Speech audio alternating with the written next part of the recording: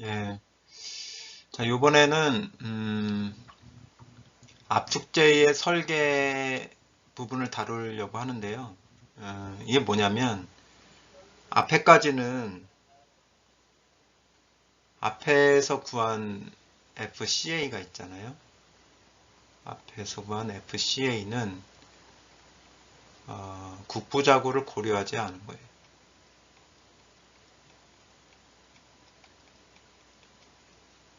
예.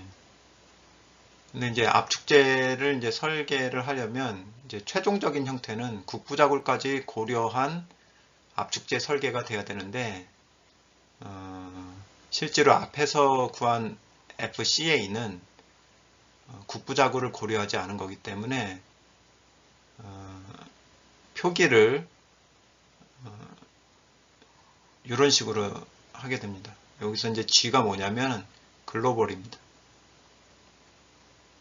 글로벌은 뭐예요? 전체에 대한 거죠. 그러니까 전체 시스템에 대한 거, 그러니까 전체 자굴에 대한 거고, 요게 이제 국부자굴에 대한 거예요. 요게 국부자굴. 네, 그래서 국부자구를 고려하지 않았을 때는 FCA가 되는 거예요. 근데 국부자굴이 고려가 되면 국부자굴의 영향까지 고려해서 FCA를 결정을 해야 되기 때문에 좀 형태가 좀 다르게 된 거지만 아무튼 앞에서 계산한 지금까지 앞에서 계산한 FCA는 뭘 구한 거다? 엄밀하게 이야기하면 FCAG를 구한 거다. 예. 근데 최종적인 FCA를 구하려면 그 국부자구를 고려한 FCAL 요거는 여기서 L은 로컬이거든요. 로컬까지 고려해서 계산을 해야 최종적인 FCA를 계산할 수 있다는 얘기죠. 네, 그 내용을 바로 요 식이 포함을 하고 있는 거고요. 각각의 텀이 무엇인지를 설명을 드리도록 하겠습니다. FCA는 허용 축방향 압축응력인데 무엇과 무엇을 고려한 전체 자굴과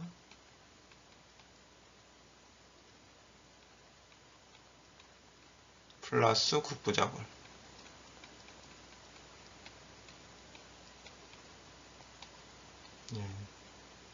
그 다음에 FCAG는 표 4의 3에 표시된 국부자구를 고려하지 않은, 그죠? 앞에서 저희가 계속 구해왔던 FCA는 국부자구를 고려하지 않은 허용 축방향 압축 응력이었어요. 그 다음에 FCAL은 표 44와 표 45에 규정된 국부자굴에 대한 허용 응력을 이야기합니다. 그 다음에 FCAO는 표 43의 국부자구를 고려하지 않은 허용 축방향 압축 응력의 상한값, 요게 중요한 거예요. 그래서 한 가지씩 이제 표를 보면서 역으로 어디에 이게 이 시기에 어디에 해당하는 건지를 다시 설명을 드리겠습니다. 자, 요거는 이제 표 4의 3이잖아요. 표 4의 3과 관련되는 것은 요것과 요것입니다. CAG와 CAO인데 CAG를 구하는 방법은 지금까지 계속 해왔어요. 그 실수까지, 엑셀 실수까지 하면서 FCAG를 계산을 한 겁니다. 국부자구를 고려하지 않은. 그러니까 요런 거 있죠. 요런 거. 그 다음에 이렇게 계산한 거. 그 다음에 이런 식으로 계산한 게 다 뭐예요? FCAG가 되는 거예요. FCAG. 그럼 FCAO는 뭐냐? 상한값이잖아요. 상한값이면은 뭐겠어요? 요거, 요거, 요거, 요거가 상한값이 되는 거죠. 이렇게. 재료를 강종을 뭘 쓰느냐에 따라서 뭐 140이 되기도 하고 190이 되기도 하고 215가 되기도 하고 270이 되기도 하는 거죠. 예. 아셨죠? 예. 그래서 지금까지 저희가 계속 좀 집중적으로 해봤던 게 바로 결국에는 국부 자구를 고려하지 않은 전체 자굴에 대한 허용 압축 응력이었구나. 그것만 잘 염두에 두시면 될 것 같습니다. 그 다음에는 이제 국부 자굴에 대한 거를 설명을 드릴게요. 국부 자굴은 FCAL이죠. 이것만 잘 이해하시면 되잖아요. 그죠? 자, 일단 표 4의 4가 있습니다. 표 4의 4는 양연지지판에 대한 거예요. 양연지지판. 양연지지판이라는 게 뭐냐? 양쪽이 다 고정되어 있는 거, 지지를 하고 있는 상태죠. 그러니까 일단은 개념적으로 얘기를 하면 이렇게 판이 있잖아요. 두께 판이 있으면 이쪽도 지지되어 있고 이쪽도 이렇게 지지가 되어 있는 거예요. 예, 양쪽이 다 지지가 되어 있는 상태. 그러니까 이런 구체적인 예가 어디 있냐면 이제 H형강 같은 경우에서 H형 단면에서 양연지지판이 어디 있을 것 같습니까? 요게 양연지지판입니다. 이렇게 입체적으로 한번 그려보면 입체적으로 그려가지고 단위 길이만 한번 뜯어내 보세요. 그러면 지지점이 어디냐면 여기가 지지점이고 여기가 지지점이 되는 거예요. 이렇게 하나가 뜯어져 나올 1m 한번 끄집어내 보면 이렇게 지지돼 있고 위에 이렇게 지지돼 있잖아요. 요 판이 양연지지판이 되는 거예요. 예, 이러한 양연지지판에서 국부자굴에 대한 허용력을 계산하는 식을 나타낸 게 이제 표 4의 4라는 얘기죠. 그러면 이제 중요한 이제 팩터를 하나 설명을 드리도록 하겠습니다. 여기에서 이제 중요한 팩터는 항상 국부자굴은 폭 두께비가 중요합니다. 폭 두께비.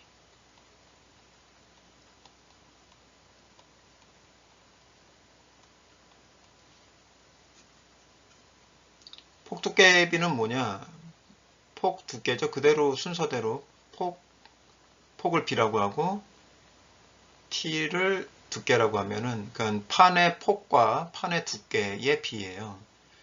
잘 생각을 해보시죠.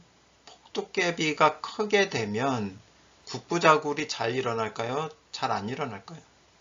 국부자굴이 일어나기가 쉬울까요? 아니면 어려워질까요? 이게 커지면. 예.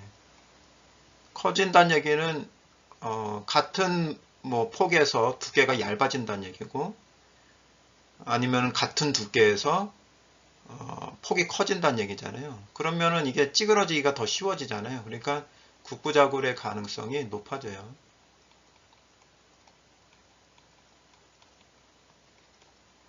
네. 그러니까 폭 두께비가 작으면 이제 국부자굴의 가능성이 낮아지고. 예. 그래서 결국에는 폭 두께비가 국부자굴을 통제하는 그런 중요한 팩터다. 예, 일단 그거를 이해를 하셔야 됩니다. 그리고 나서 식을 한번 보겠습니다. 요 식을 한번 보시죠. 요 식. 39.3i분의 b t. 일단 i는 생각하지 마시고 한번 봐보세요. 자, 이거의 원래 형태는 뭐냐면 원래 형태는 폭두께비의 형태예요. b 그 다음에 ti 39.3 예. 그래서 폭두께비가 요게 폭두께비죠. 그죠? bti니까 i는 뭐 좀 이따 설명을 드릴게요. 그럼 폭두께비가 39.3보다 어떨 때 강도가 커질까요? 39.3보다 작아지면 강도가 커지겠죠. 그죠? 그래서 얘가 국부작울이 일어날 가능성이 적어진다는 얘기예요. 그래서 140 원래 가지고 있는 강도를 그대로 갖게 되는 거예요. 만약에 39.3보다 커지면 39.3보다 요 폭두께비가 커지면 강도가 이제 떨어지기 시작을 하겠죠. 예, 국부작울 때문에 강도가 떨어지기 시작을 할 거예요. 그래서 얼만큼 떨어뜨릴 거냐를 계산하는 게 바로 요 식이 되는 거죠. 예. 그래서 일단은 폭두께비 기준으로 한번 생각을 해보시는 게 가장 기본적인 생각이고요. 사고 기준이고. 그러면 아니면 이제 일단은 그렇게 생각을 하시고 식은 또 이렇게 돼 있으니까 그럼 이 식은 어떻게 이해를 해야 되느냐. 다시 이렇게 전환을 시켜가지고 이해를 하는 방법이 있고 그냥 이 식만 한번 보세요. 이 t가 그 두께가 어떤 기준보다 커진다는 얘기예요. 그러면 폭두께비라는 그 기준에서 두께가 커진다는 얘기는 국부작울이 잘 일어난다는 얘기일까요? 덜 일어나게 된다는 얘기일까요? 두께가 커지면은 국부작울이 일어나기가 어려워진다는 얘기잖아요. 그러니까 요거보다 t가 커질 때는 강도가 커지게 되는 거죠. 강도를 유지하게 되는 거죠. 만약에 t가 이러한 기준보다 작아질 때, 요런 때, 그죠? 이 기준보다 작아질 때는 국부작울이 일어날 수 있으니까 강도를 약화시켜야 된다. 낮춰야 된다. 그러한 개념이라는 거죠. 그래서 이 식을 보든지 항상 이게 두 가지 형태로 좀 나와 있어서 그러는 거예요. 이런 형태로 나와 있을 때가 있고 이런 형태로 나와 있을 때가 있거든요. 예. 그래서 1번 형태로 나와 있든지 2번 형태로 나와 있든지 기본 사고는 이것을 이해하는 기본 생각은 폭두께비를 기준으로 해서 생각을 하셔야 된다는 얘기예요. 그래서 폭두께비가 커지면 국부작울이 일어나기가 쉬워지고 그러니까 강도가 떨어지고 폭두께비가 작아지면 그 국부작울이 일어나기가 어려워진다. 그래서 강도가 뭐 커지게 되는 그런 효과를 얻게 된다라는 거죠.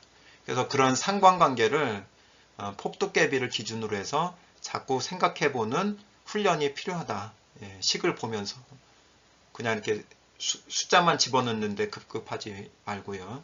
예, 그런 생각을 하면서 식을 찾아서 적용하고 또 값을 검토하고 그렇게 생각하는 훈련이 매우 중요합니다. 예. 자, 그러면 여기까지는 좀 정리가 되셨으리라는 생각을 하고요. I에 대해서 설명을 드리겠습니다. 그럼 I는 뭐냐?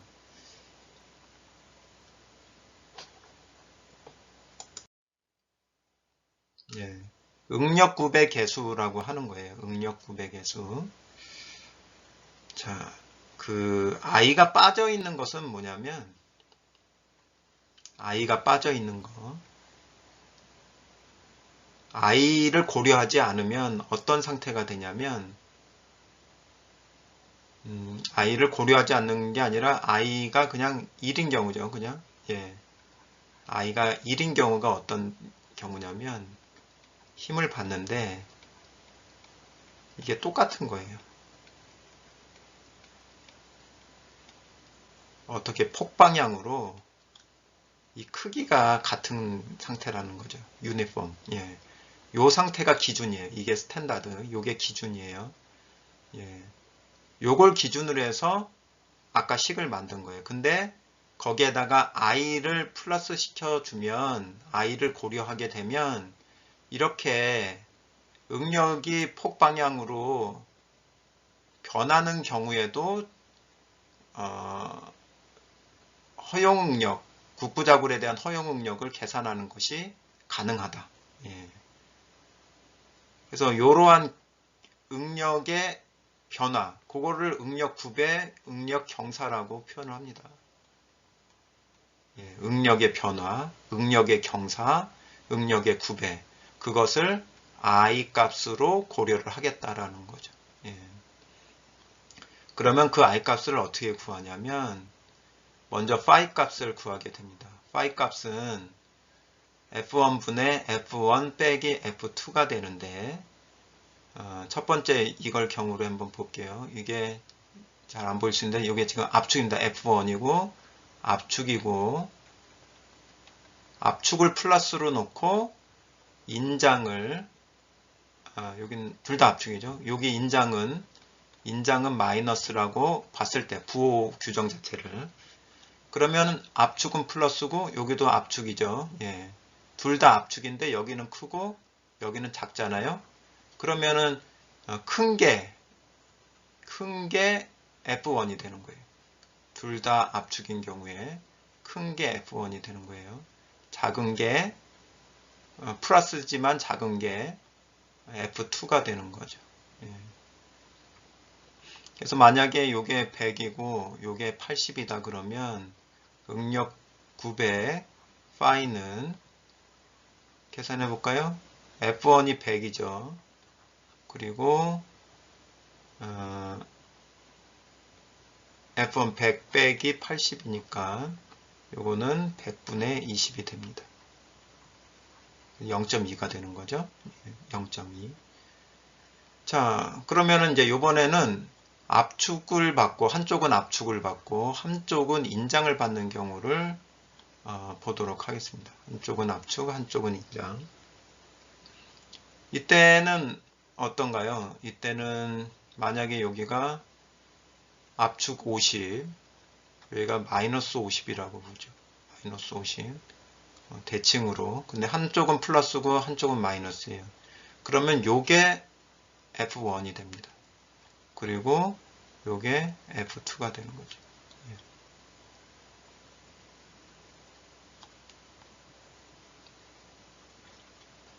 네. 아셨죠? 예, 요게 F1, 요게 F2. 그러면 계산을 어떻게 할까요? 파이 계산은 F1이 50이고 위에도 50 빼기 50이죠. 예.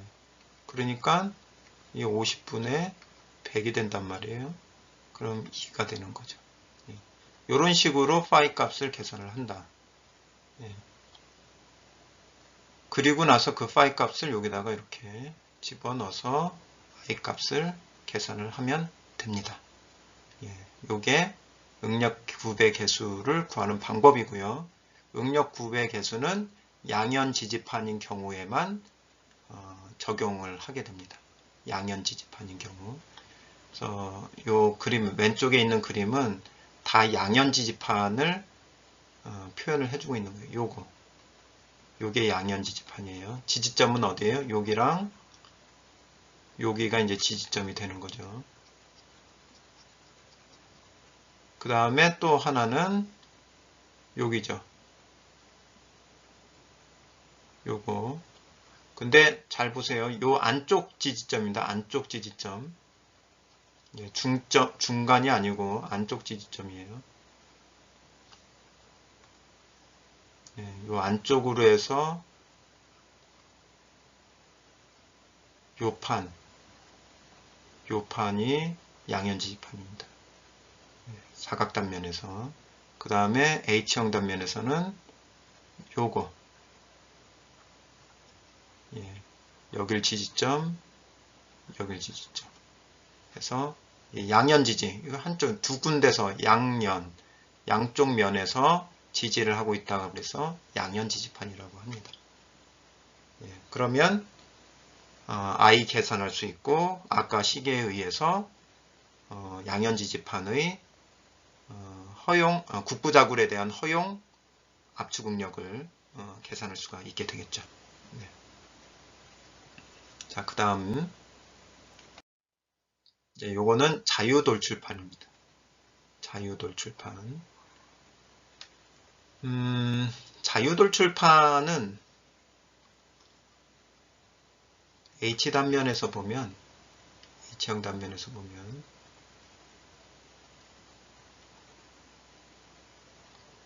아까 요거는 양연지지판이라고 그랬잖아요.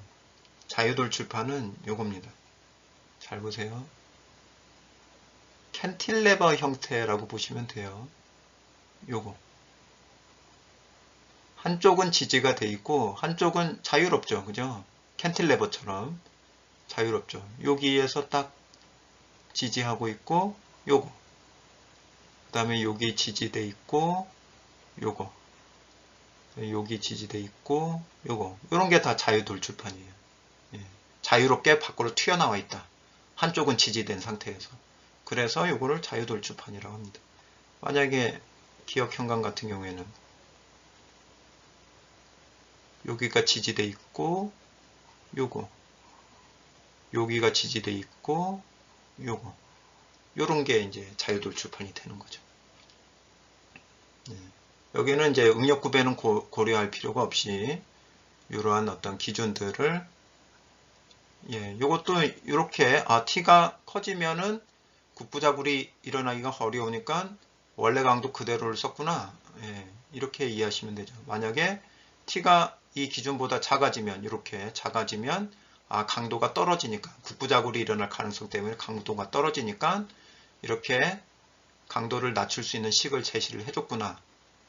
그리고 요거를 또 어떻게도 이해할 수 있어야 된다고요.